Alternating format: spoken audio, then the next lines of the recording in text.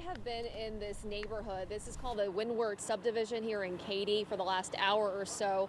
You can already see one of the heavily damaged homes behind me right now. I did have a chance to talk to several of the residents who were impacted. As you can imagine, they are shocked. They are trying to get their things in order, trying to figure out what to do next. But the most important thing that I want to mention is that fortunately no one in this neighborhood had any injuries despite this possible tornado touching down and causing quite a bit of damage to this neighborhood. Now take a look. I counted at least 10 homes that were damaged. This is one of the more heavily damaged homes, as I mentioned. At one point there was a Ram pickup truck, which is now hooked up to a tow truck you see there that was completely flipped over to its side. I'm told this possible tornado touchdown. It lasted for a few minutes. It went by very quickly, but clearly it left behind quite a bit of damage in its path. You can see light poles that are over. Here is a stop sign, John, if you can point down, that is down. Lots of down fences, people's roofs and shingles ripped off. This home, again, earlier had way more debris in their yard, but what's amazing is in the last hour, a lot of neighbors have been coming in to check on their friends and making sure that everybody was okay. Neighbors whose homes weren't impacted, they still came out here to help their neighbors who were impacted pick up their debris, throwing things away. You can see everyone helping each other, this community coming together. It really has been sort of the silver lining to all of this. But here, if John can walk with me, I kind of want to show you the other side that where we're seeing a lot of damage.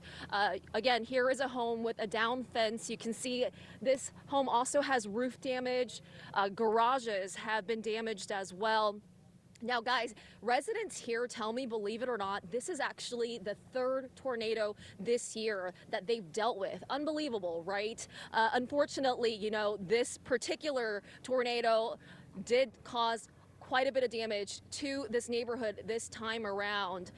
We also got some video that residents actually took of that tornado that I have since posted on X. If you guys want to go check that out, you can see what appears to be the possible tornado or a funnel cloud coming down. I mean, I told that it was very close. People felt their homes shaking. You can imagine just how scary that moment was as family members were inside or outside enjoying the day. But they all got that tornado alert, and they said as soon as they looked out their windows, they saw what appeared to be a twister coming down and moving past homes and starting to wreak a lot of havoc. One guy told me it was the scariest 3 minutes of his life as him and his family hunker down in the middle of a closet. That was the interior space that they went into looking and seeking shelter. Now, again, if you're just joining us, fortunately, despite all the damage you're seeing in this neighborhood, nobody was hurt. However, people are trying to pick up the pieces.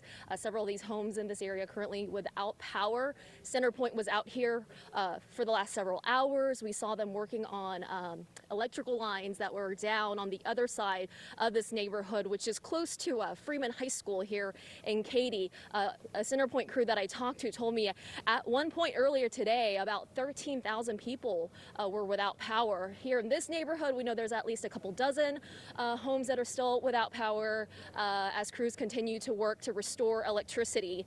But here, let's take another walk.